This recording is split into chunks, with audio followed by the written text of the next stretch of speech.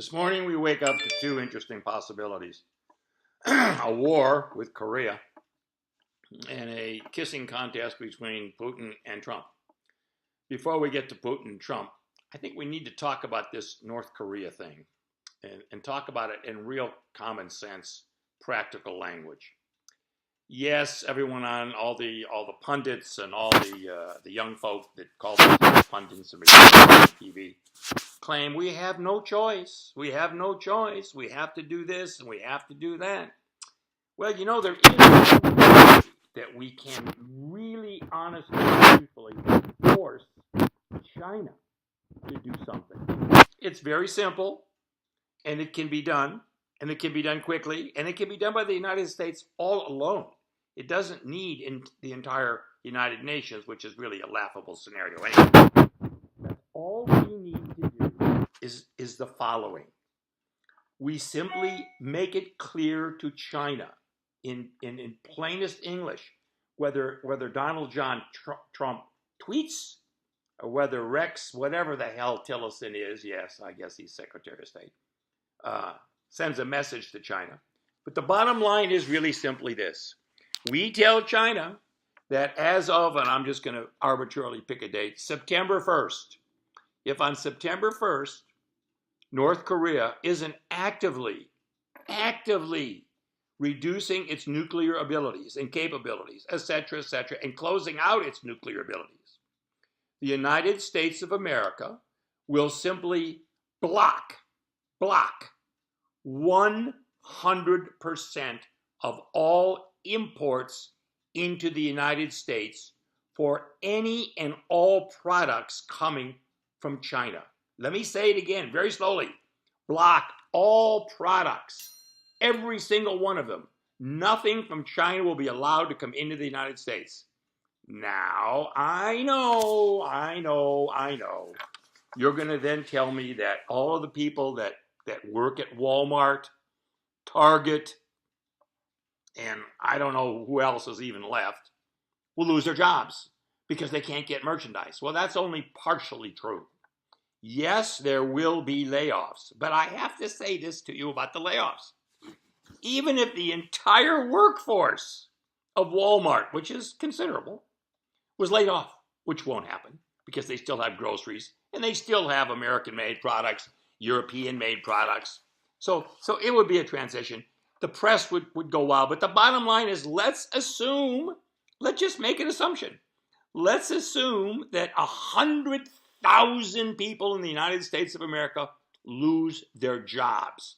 So on the one hand, we've got 100,000 people that lost their jobs. The United States then continues to pay them their salaries, minus taxes naturally, until the products can be replaced with American or European-made products, and they are rehired.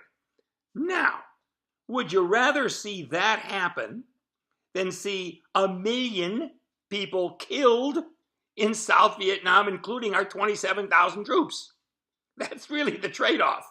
We either kill 1 million people in a war with North Korea, or we pay a few bucks in a special package of unemployment. And what does that do? That really is an amazing scenario. A, we stop all the imports. Yes, that means I won't get my Apple 8. Well, then Apple's going to have no choice but to start producing that somewhere else. Okay, but having said that, so here we have a scenario that within a few years, all of those, if it continues, if China does not rein in North Korea, the worst case scenario was really the best case scenario, because the worst case scenario of not allowing anything made in China into the United States will force retailers and manufacturers and wholesalers to either make the products in the United States, or import them from Europe or South or Central America or Mexico. So in the long run, the worst case scenario is the best case scenario. We will now have buku new jobs created in the United States. Now, I know, everyone's saying, oh, we can't do that. We wouldn't be able to, all our presents for Christmas wouldn't be here. Yeah, I guess it's this. Those of you that were around during the Vietnam War might have heard on numerous occasions people saying, including me, We could have used the money we spent on the Vietnam War killing people, and we could have bought every person in North Vietnam a beautiful home, given them a beautiful job, and we would have still saved money. So instead of buying bullets to kill them, we could have given them the money to educate them and give them a future. I say the same thing.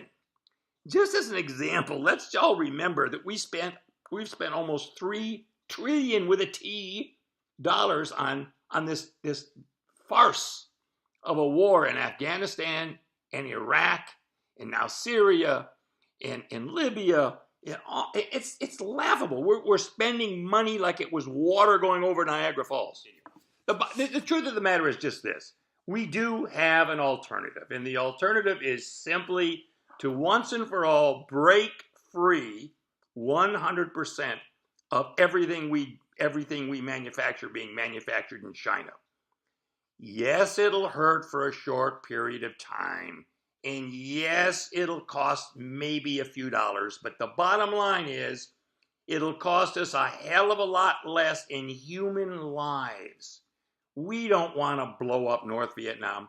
99 and 9/10% of the people in North Korea are poor, ignorant, sadly living in almost a prison.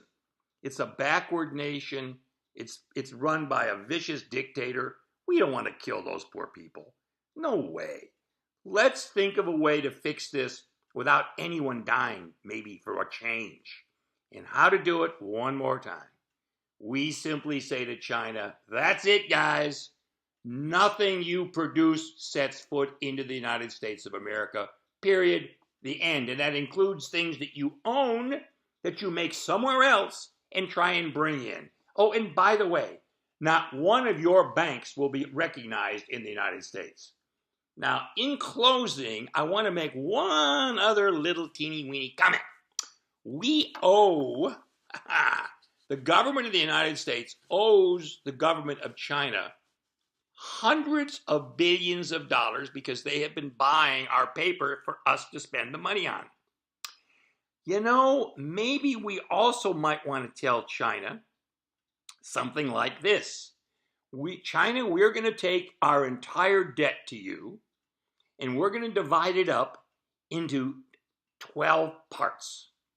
And every month that goes by where North Korea doesn't begin to rein in its entire nuclear program, we are going to mark in our ledger 1/12 of our national debt to you, China, as paid in full. Just that simple. So if you want to play this game, we're more than happy to play the game. Russia has already shown us by declaring war on the United States with their computer systems that there are other ways of waging war than using bullets. Now we're going to take a page out of the Russian playbook. Donald John, you love Putin, so let's use some of Putin's ammunition. You're going to tell China they've got 12 months to rein in North Korea, and if they're not totally open, totally gone with their nuclear missile program, we will end up owing you zero. The entire debt to China, gone. Now, having said all that, let me just say one other thing. I would be willing to bet you that if we did that to China, the rest of the European allies would tippy-toe into that same water piece by piece until China finally decided that it's time to join the world community. That's all I'm saying. We don't have to drop bombs. We don't have to stand there and be a blowhard like Donald John loves to do. Just make it perfectly clear and announce it to the world. This is what we're doing. This is how we're going to approach it because we don't want to kill anybody. That's it. Now, having said all that, let me just say one other thing. We really need to keep an eye on what Trump gives to Putin. In being really honest about this, if he gives them back those two compounds that Obama closed down, big deal. Let him give it to him. Let's not make a big deal out of this. Let's see what happens first with the major problem, and that's North Korea. Let's see if Donald John can tell the Russians, here's the plan. This is what we're going to do with China, and this is what we're going to do with North Korea. We're going to give you back your compounds, and we'll pat you on your little head, but you keep your mouth shut and support us. With that, have a great day.